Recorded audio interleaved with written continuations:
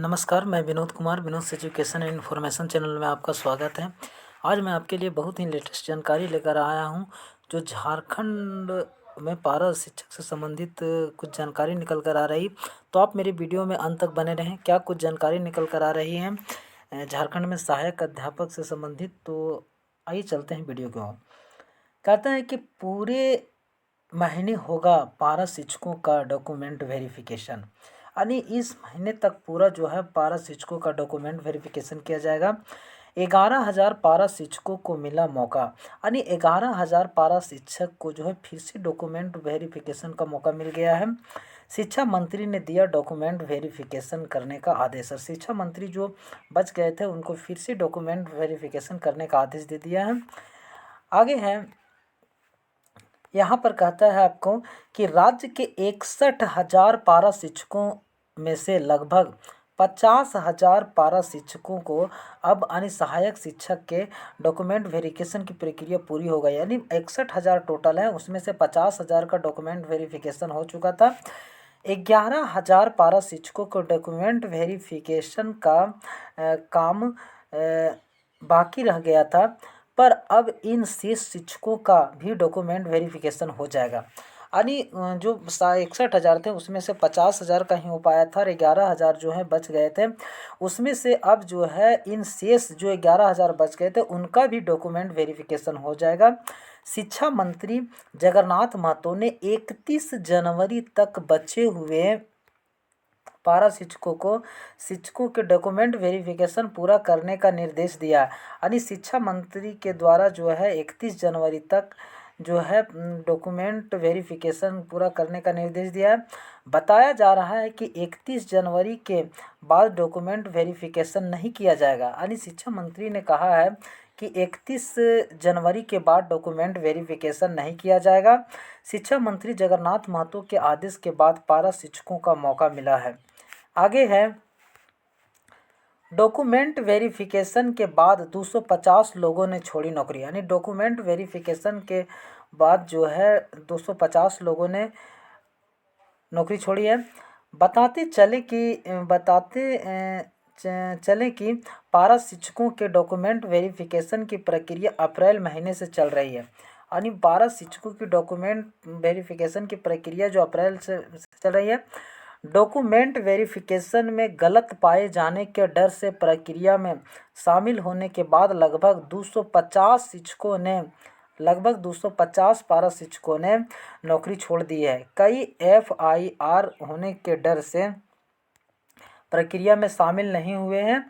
शिक्षा विभाग के सूत्रों के अनुसार सही सर्टिफिकेट नहीं होने की वजह से शिक्षकों ने नौकरी छोड़ दी है।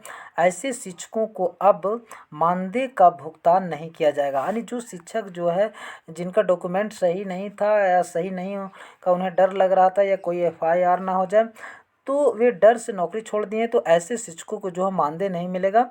बताते चलें कि डॉक्यूमेंट वेरिफिकेशन की प्रक्रिया पूरी होने के बाद आकलन परीक्षा लिया जाएगा। यानी डॉक्यूमेंट वेरिफिकेशन जब पूरा हो जाएगा तो उसके बाद जो है आपका आकलन परीक्षा लिया जाएगा। ऐसे में लक्ष्य निर्धारित कर जनवरी में डॉक्यूमेंट वेरिफिकेशन पूरा कर लिया जाए। आगे है, आकलन परीक्षा पास करने पर ही बढ़ेगा मानदेय। यानी आपको जो है आकलन परीक्षा पास करने पर ही मानदेय बढ़ाया जाएगा। पारा शिक्षकों के लिए आकलन परीक्षा देना इसलिए ज़रूरी है क्योंकि इसी परीक्षा के प्रदर्शन के आधार पर उनके मानदेय में सालाना बढ़ोतरी की जाएगी। आगे है, पारा शिक्षकों की नियमावली बनने के बाद अब तक एक बार भी आकलन परीक्षा नहीं लिया जा सका। यानी पारा शिक्षक जो नियमावली बना है उस समय से अभी तक जो है नहीं लिया गया था। जैक इस परीक्षा के आयोजन को लेकर तैयारी कर रहा है। यानी जैक के द्वारा आकलन परीक्षा जो है लिया जाएगा, तो जैक इसका तैयारी कर रहा है।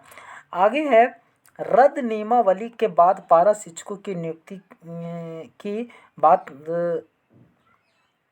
रद्द नियमावली के बाद जो पारा शिक्षकों की नियुक्ति की हो रही है बात, यानी रद्द नियमावली के बाद पारा शिक्षकों की नियुक्ति की जाएगी। इसकी बात जो है बताते चले कि राज्य में बनी जिस नियोजन नीति के आधार पर शिक्षकों की नियुक्ति होनी थी वह जो है रद्द कर दी गई है।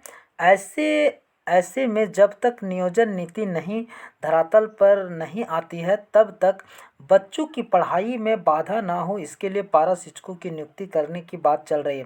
जैसे जिस नियोजन नीति के तहत जो है शिक्षकों की नियुक्ति की जाती तो उसको रद्द कर दिया गया है, और रद्द करने के पर यहाँ पर कह रहा है कि फिर जो बच्चों की पढ़ाई में बाधा ना हो, इसके लिए पारा शिक्षकों की नियुक्ति की बात चल रही है। इनकी नियुक्ति दिल्ली व गोवा की तर्ज पर होगी। जिस प्रकार से और गोवा सरकार ने किया है उसी तरीके से यहाँ पर झारखंड में भी किया जाएगा। इसमें प्रशिक्षित और टेट पास अभ्यर्थियों को मौका दिया जाएगा।